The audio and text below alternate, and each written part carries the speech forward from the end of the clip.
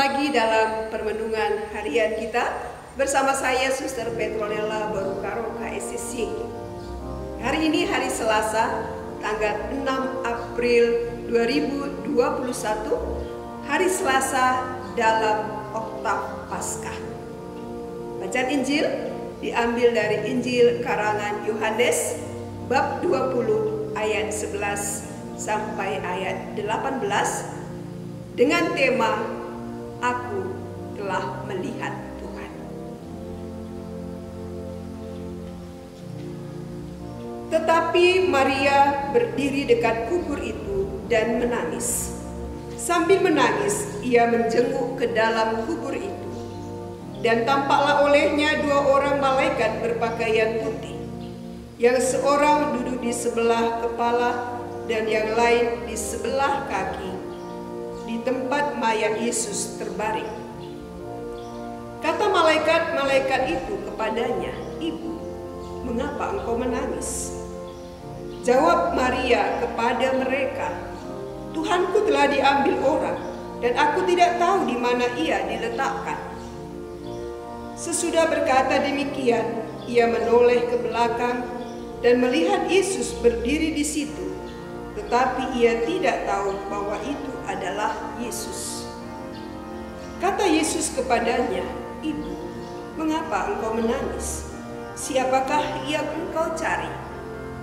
Maria menyangka orang itu adalah penunggu taman, lalu berkata kepadanya, "Tuan, jikalau Tuan yang mengambil dia, katakanlah kepadaku di mana Tuan meletakkan dia, supaya aku dapat mengambilnya." Kata Yesus kepadanya, "Maria."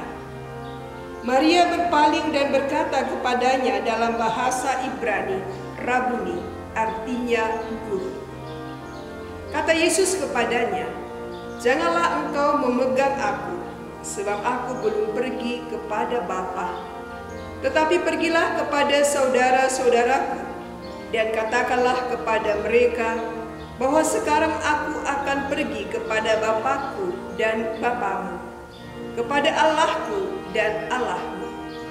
Maria Magdalena pergi dan berkata kepada murid-murid, "Aku telah melihat Tuhan," dan juga bahwa Dia yang mengatakan hal-hal itu kepadanya. Demikianlah Injil Tuhan. Saudara-saudari yang terkasih, barangkali kita semua pernah merasakan bagaimana rasanya kehilangan. Entah kehilangan kekasih, anak, orang tua, teman, atau siapapun. Kehilangan tak pernah menyenangkan. Apalagi kehilangan orang yang sangat kita cintai, yang sangat berarti dalam hidup kita. Kehilangan orang yang dicintai, yang sangat berarti dalam hidup kita, seperti kehilangan separuh jiwa kita. Kehilangan membuat kita tidak mampu lagi berpikir dengan baik, dengan jernih, dan kita hanya menangis, menangis, dan menangis. Saudara-saudari, dalam bacaan yang baru kita dengar, dikisahkan tentang Maria yang berada di kubur Yesus dan menangis. Maria sangat kehilangan Yesus yang dicintainya. Kesedihan, kedukaan, dan kegalauan berkecamuk di hatinya. Bukan hanya karena Yesus yang sangat dicintainya telah meninggal, tetapi juga karena ia kehilangan tubuh Tuhannya. Sepertinya Maria ini sudah jatuh ditimpa tangga lagi.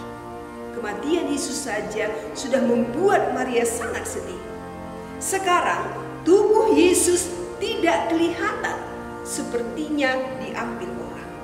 Jadi benak Maria dipenuhi pikiran bahwa Tuhan telah diambil orang dari kuburnya dan ia tidak tahu di mana dia diletakkan. Maka ketika dua malaikat menyapanya dan bertanya mengapa ia menangis, ia mengungkapkan kembali pikirannya itu. Tuhanku telah diambil orang dan aku tidak tahu di mana ia diletakkan. Bahkan ketika Yesus datang di belakangnya dan berkata, "Ibu, mengapa engkau menangis? Siapa yang engkau cari?" Maria masih masih fokus dengan masalahnya, dengan apa yang dipikirannya, sehingga dirinya tidak mampu mengenali Tuhan yang sedang berada di dekatnya. Bahkan Maria menyangka orang itu adalah penunggu taman. Namun Yesus yang mati dan telah bangkit itu tetap mengenal Maria dengan baik. Dan dengan lembut Yesus menyapa Maria. Saat itulah Maria mengenal siapa yang berbicara dengannya. Dan Maria berpaling dan berkata kepadanya dalam bahasa Ibrani, Rabuni, artinya guru. Dengan sapaan Yesus, duka cita dalam sekejap berubah menjadi sukacita. Maria mengalami perkembangan iman yang luar biasa. Ia menjadi saksi kebangkitan Kristus. Maria mendapat perutusan dari Yesus untuk pergi dan memberitakan kepada saudara-saudaranya bahwa ia telah melihat Tuhan. Dan membuat dia berkata, sekarang aku akan pergi kepada Bapakku dan Bapakmu, kepada Allahku dan Allahmu. Saudara-saudari, kesedihan Maria, kehilangan orang yang dicintainya, suatu pengalaman iman untuk belajar mengenal Yesus lewat sapaannya. Sering terjadi Tuhan menggunakan pengalaman hidup yang tidak menyenangkan, kesulitan, masalah, tantangan dalam hidup agar kita belajar mencari dan mengenal Tuhan dan percaya kepadanya. Dalam kubur yang kosong telah terjadi perubahan. Yesus yang mati kini telah bangkit. Perubahan inilah yang menjadi kesaksian kita. Saudara-saudari, dalam kehidupan kita juga sering seperti Maria. Ketika kita menghadapi masalah, kesulitan, tantangan, persoalan, pikiran kita kacau, kita menangis. Kita tidak lagi mampu berpikir jernih karena seluruh hidup kita telah terarah kepada masalah atau persoalan yang terjadi. Kita sibuk dengan pikiran kita sehingga sapaan Tuhan pun kadang terabaikan. Maka dengan merayakan Paskah kita diharapkan mengalami perubahan pada orientasi hidup kita. Kesulitan, masalah dan tantangan dalam hidup tidak membuat kita putus asa, kurang semangat, hanya mengeluh dan menangis, tetapi mengajak kita untuk semakin terbuka dan peka mendengarkan sapaan Tuhan dan semakin percaya kepadanya. Saudara-saudari, Tuhan mengenali suara tangis dan keluh kesah kita. Dia akan datang dan merengkuh kita ke dalam dekapannya. Tiada satu pun yang dapat memisahkan kita dari kasih-Nya.